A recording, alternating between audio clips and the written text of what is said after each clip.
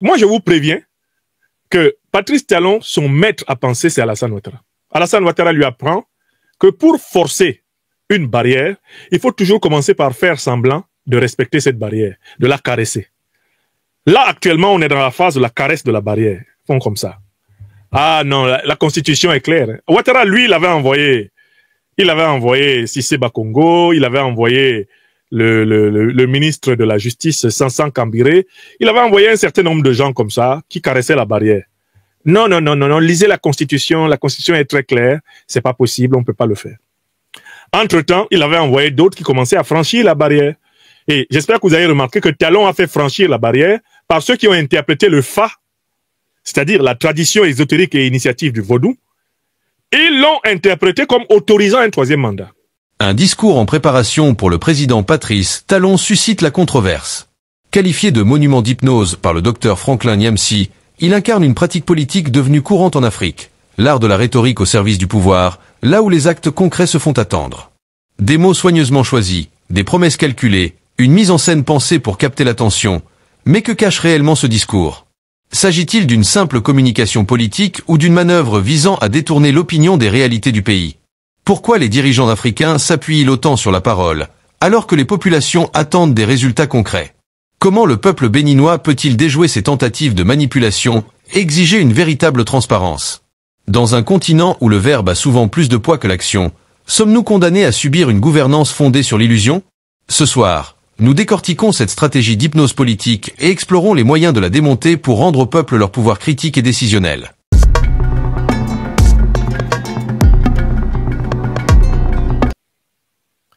Car s'il avait l'intention de quitter le pouvoir à la fin de son deuxième mandat, il n'engagerait pas son pays dans une coopération étroite avec l'OTAN sur le terrain militaire.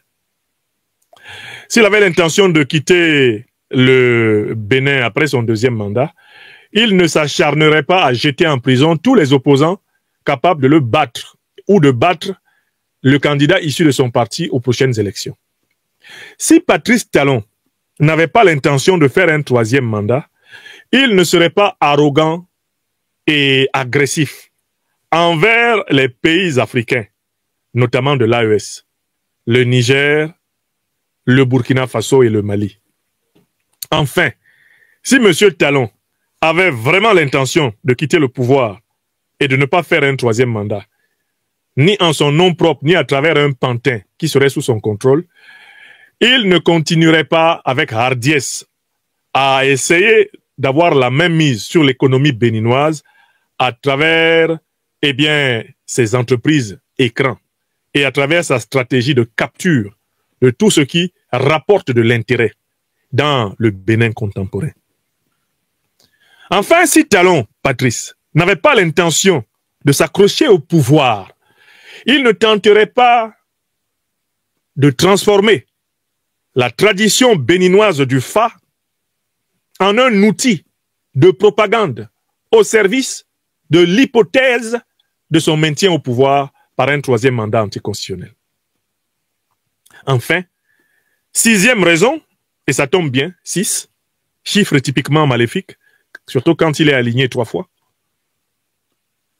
Patrice Talon, s'il n'avait pas l'intention de frauder aux prochaines élections, c'est-à-dire de conserver d'une manière ou d'une autre le pouvoir d'État de manière indue, Patrice Talon n'imiterait pas Alassane Draman Ouattara.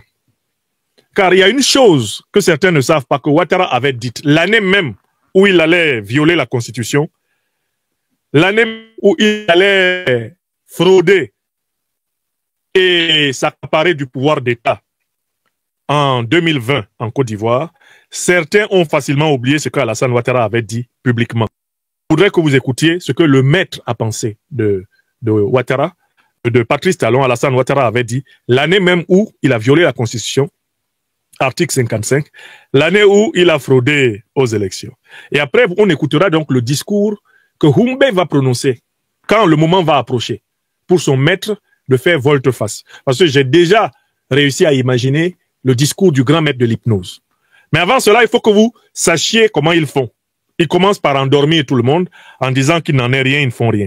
Écoutons Ouattara Draman quand il voulait tromper, bien sûr, la vigilance des Ivoiriens. Monsieur Ouattara, qu'est-ce que vous avez dit quand vous vouliez tromper la vigilance des Ivoiriens sur votre intention de rester au pouvoir? Allons-y. Dites tout. Décidé de ne pas... Je voudrais vous annoncer solennellement que j'ai décidé de ne pas être candidat à l'élection présidentielle du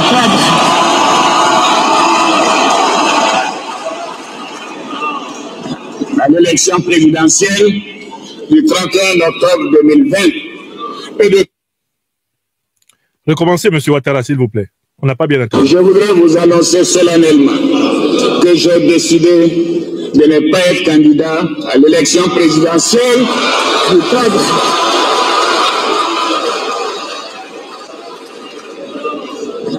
l'élection présidentielle du 31 octobre 2020 et de transférer le pouvoir à une jeune génération. Bon, ça c'était en 2020. Alors qu'il savait très bien que celui qu'il allait désigner ne traverserait pas l'année en raison de son pronostic vital déclaré à l'issue d'une opération du cœur qui serait fatale, Ouattara Draman se tient devant les Ivoiriens et leur dit qu'il ne serait pas candidat à l'élection présidentielle du 31 octobre 2020. Déjà, le simple fait qu'ils le disent était une violation de la Constitution. Car la Constitution ne permettait pas à quelqu'un qui a fait 2 mandats de dire qu'il ne sera pas candidat à un 3e. Car en disant qu'il ne serait pas candidat à un 3e, Ouattara commettait le premier pas vers la violation de la Constitution, à savoir l'interprétation de la Constitution dans un sens qui lui soit favorable. Je tiens à vous faire remarquer que par ces dénis, Talon fait la même chose. Il dit, je ne suis pas candidat à un 3e mandat. Le simple fait que lui, il parle de ça, indique qu'il y pense.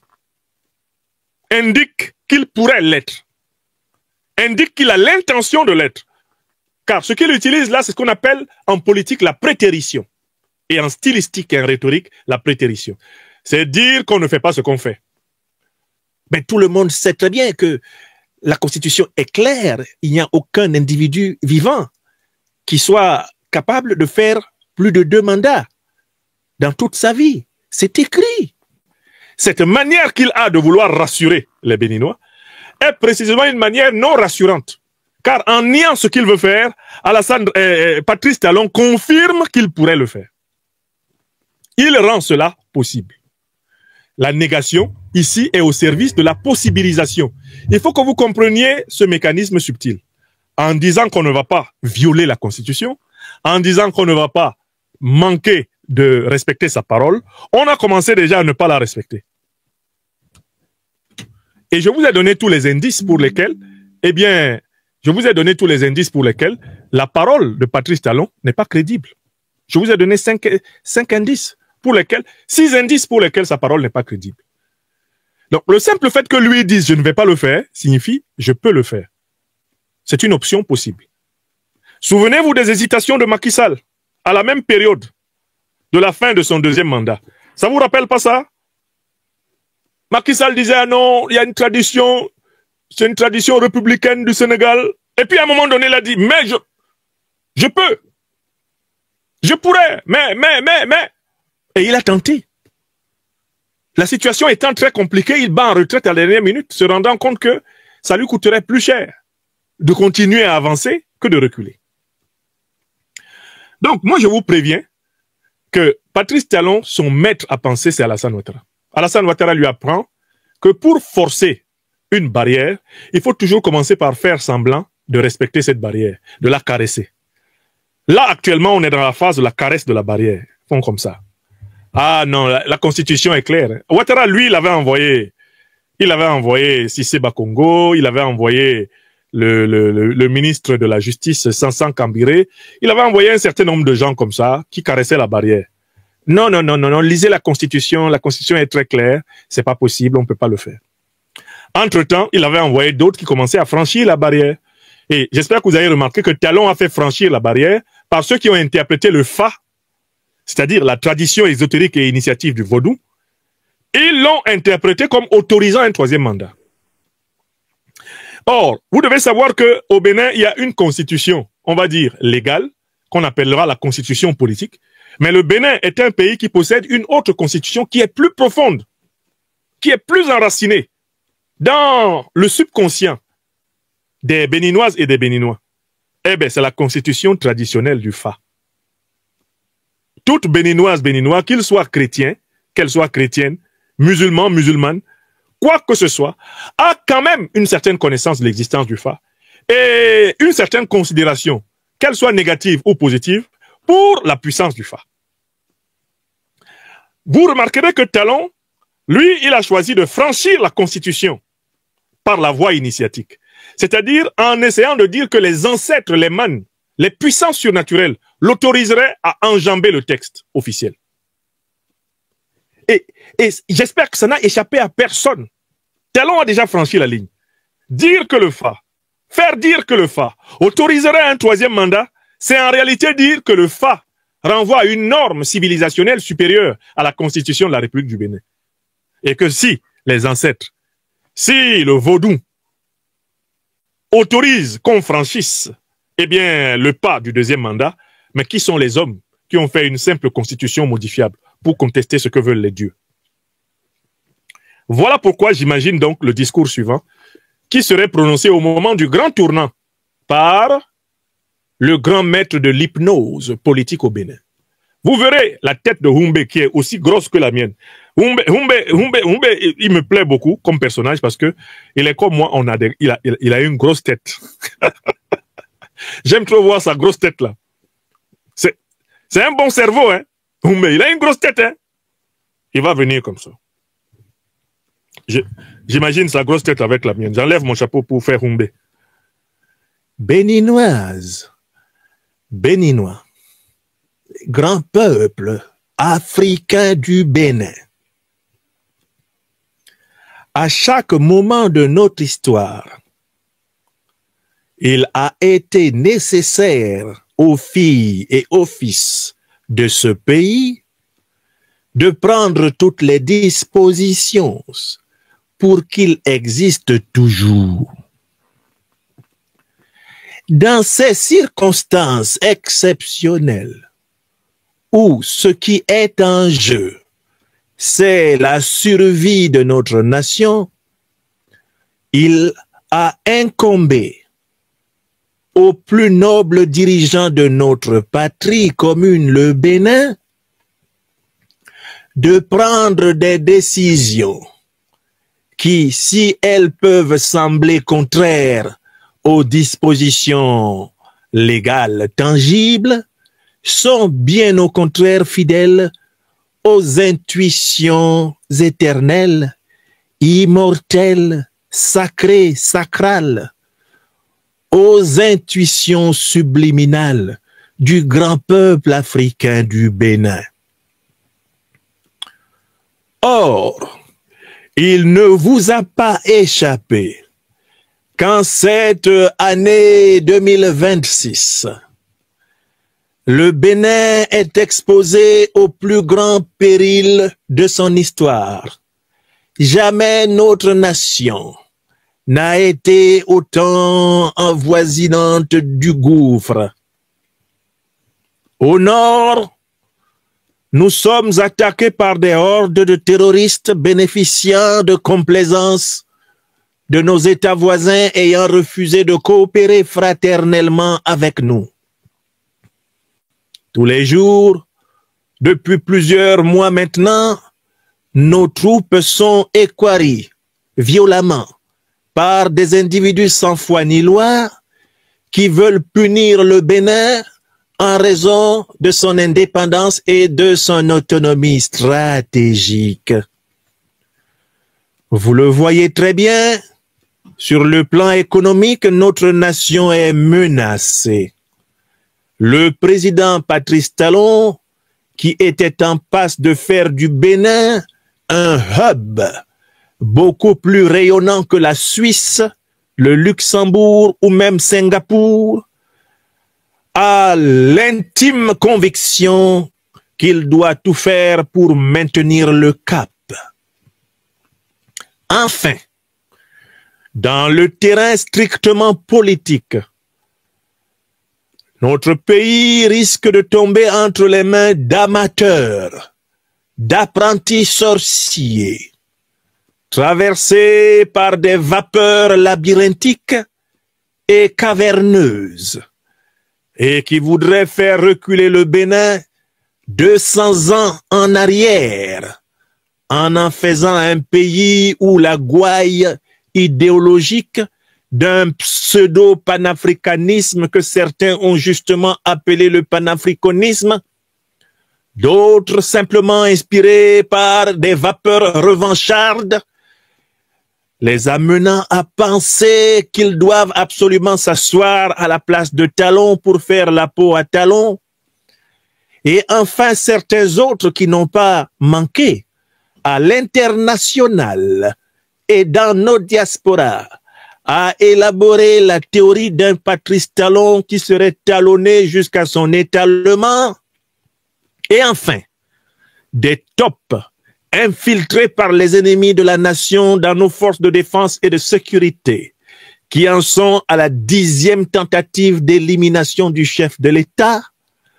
Dans ces conditions exceptionnelles, et après avoir consulté l'Assemblée des grands initiés du Vaudou, le président Patrice Talon a décidé de convoquer toute la représentation nationale en vue d'un référendum constitutionnel ayant pour but de renforcer la stabilité du Bénin.